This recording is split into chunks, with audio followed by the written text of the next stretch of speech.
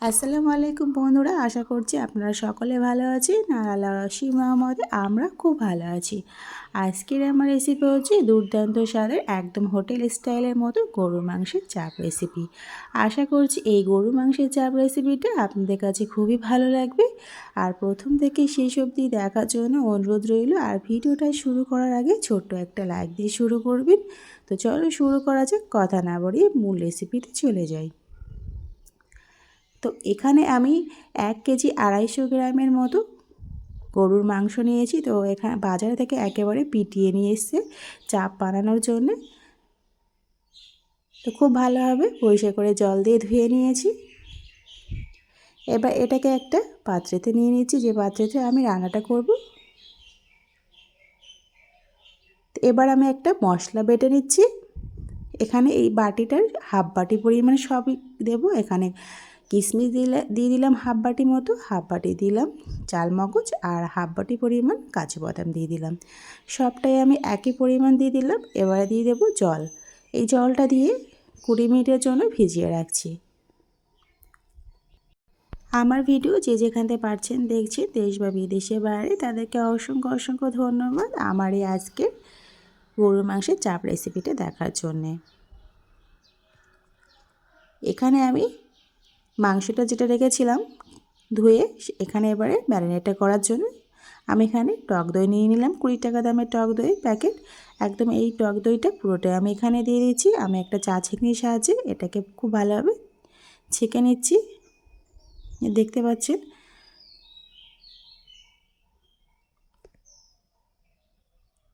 এবার আমি গুঁড়ো মশলা অ্যাড করব। স্বাদ মতো লবণ দিয়ে দিলাম, আর 1 চামচের মতো হলুদ গুঁড়া দেব।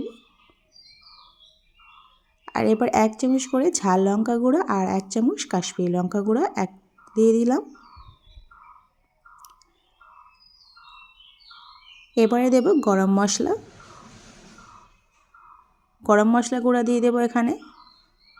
এটাতে আছে ডালচিনি, লবঙ্গ আর এলাচ, এই 3টে মিশ্রণ করে আমি গুঁড়িয়ে রেখেছিলাম। সেই গোটা মশলাটাকে গুঁড়ানোর পরে আমি মশলা গুঁড়োটা এখানে দিয়ে দিলাম। আর অল্প পরিমাণ মতো সরিষার তেল দিয়ে দিলাম। আর যেটা কাজু বাদাম, কিশমিশ আর চালমগজ যেটা ভিজিয়ে রেখেছিলাম, সেটাকে মিক্সার গ্রাইন্ডার জারতে দিয়ে ভালোভাবে পেস্টটা করে নিয়েছি। তারপর এটাকে দিয়ে দিলাম। আর এখানে আদা রসুন বাটা 2 চামচ করে, এই ছোটো চা চামচের 2 চামচের মতো আদা বাটা আর 2 চামচের মতো রসুন বাটা দিয়ে দিলাম। এবারে একটুখানি আমি মিঠা আতর দেব, 2 থেকে 3 ফোঁটা মতো মিঠা আতর দিয়ে দিলাম। আর এখানে আমি ছোটো 2 ডালা গোলাপ জল দিয়ে দিলাম। আর এখানে দেব কেওড়া জল, ওই ছোটো 2 ডালা দিয়ে দিলাম। এইভাবে বানালে একদম হোটেল স্টাইলের মতো দুর্দান্ত স্বাদের গরুর মাংসের চাপ রেসিপিটা একদম হুবহু হয়ে যাবে। তো এবারে গোটা গরম মশলা আমি এখানে দিয়ে দিচ্ছি।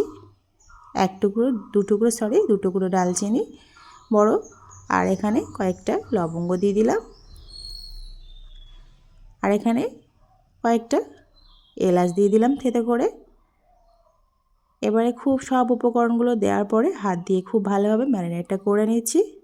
তো আমার চ্যানেলে যারা এখনও নতুন, তোমাদের যদি আজকের রেসিপিটা ভালো লেগে থাকে আর আমাকে যদি বন্ধু করতে চাও, তাহলে প্লিজ সাবস্ক্রাইব করে পাশে থেকে যেতে পারেন। তো এখানে আমার ভালোভাবে ম্যারিনেট করা হয়ে গেছে। এবার এটাকে আমি 3 ঘন্টার জন্য রেস্টে রেখে দেব। এই গরুর মাংসের চাপে যতটা বেশি ম্যারিনেট করা থাকবে তত বেশি টেস্টি হবে। তো 3 ঘন্টা পর ফিরে আসছি বন্ধুরা। এখানে আমি সকালবেলা দিয়েছিলাম, সকাল 6টার সময় ম্যারিনেটটা করে রেখেছিলাম। তারপরে আমি 10টার দিকে চাপিয়েছিলাম, মানে 3 ঘন্টা থেকে 4 ঘন্টার মতো ম্যারিনেট করে রেখেছিলাম। তো এখানে এবারে রান্নাতে চলে যাই। এখানে একটা তাওয়া নিয়ে নিলাম, চাপের তাওয়া। এতে কিন্তু একদমই ধরবে না, রান্না করতে গেলে খুবই সহজে রান্নাটা হয়ে যাবে। অনেক সময় অনেক ক্ষেত্রে কিন্তু অন্য কড়াইতে রান্না করতে গেলে কিন্তু তলাতে ধরে যাওয়ার সম্ভাবনা থাকে। তো এখানে আমি পরিমাণ মতো এখানে সরিষার তেল দিয়ে দিলাম, আর এখানে ঘি দিয়ে দিলাম।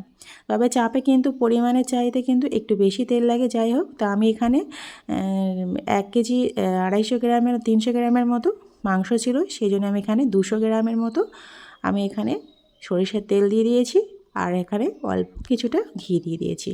তো দেওয়ার পরে খুব ভালোভাবে তেলটা গরম করে নিয়েছিলাম। তারপরে এখানে যে মাংসগুলো ম্যারিনেট করে রেখেছিলাম সেই মাংসগুলো আমি এখানে দিয়ে দিলাম। দেওয়ার পরে ঢাকনা চাপা দিয়ে আমি একদম স্লো আছে আমি এটাকে রান্না করে নিচ্ছি আধা ঘন্টার জন্য। তার মাঝখানে আমি নেড়ে দেবো, তবে সেটাকে তোলা হয়নি, স্কিপ হয়ে গেছে। তো পুরনো বন্ধুদেরও সবসময় অসংখ্য ধন্যবাদ আমার পাশে থাকার জন্য, আর যারা নতুন বন্ধু হয়েছে তাদেরকে অসংখ্য ধন্যবাদ। আর আশা করছি আজকের ভিডিওটা ফুল ভিডিও ওয়াচ করবেন। তো এবার এখানে ভালোভাবে নেড়ে চেড়ে নিয়ে এবারে আমি ঢাকনা চাপা দিয়ে রান্নাটা করে নিচ্ছি।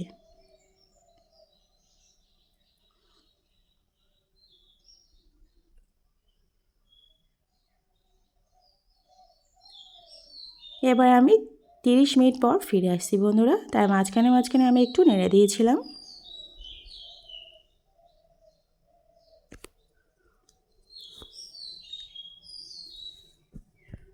তো 30 মিনিট পর ফিরে এলাম বন্ধুরা। এবার আমি চাপগুলো আরও একবার করে উল্টে পাল্টে দিচ্ছি মাংসগুলো। আমি এখানে এই চাপটা বানাতে আমার সময় লেগেছিল 1.5 ঘন্টা মতো। তো এখানে আমি এখানে জল একদমই অ্যাড করিনি, একদম স্লো ধিমে আছে আমি রান্নাটা করে নিয়েছি। এবার আমি 1 ঘন্টার জন্য আমি এখানে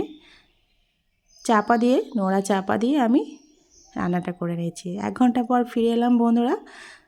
তো দেখতে পাচ্ছেন আমার গরু মাংসের চাপের রান্নার রেসিপিটা হয়ে গেছে কমপ্লিট। গরম ভাতের সঙ্গে খেতে তো অসাধারণ লাগে বন্ধুরা, সবাই তো কম বেশি জানে। তো বন্ধুরা আজকের আমার এই গরুর মাংসের চাপ রেসিপিটা কেমন লাগলো কমেন্টে কিন্তু জানাতে ভুলবেন না। আর লাইক করবেন, প্রয়োজনে শেয়ার করবেন বন্ধুদের কাছে। তো আজকে এই পর্যন্ত, আবার অন্য এক রেসিপি নিয়ে আপনাদের সঙ্গে হাজির হব। তো বন্ধুরা সুস্থ থাকবেন, ভালো থাকবেন,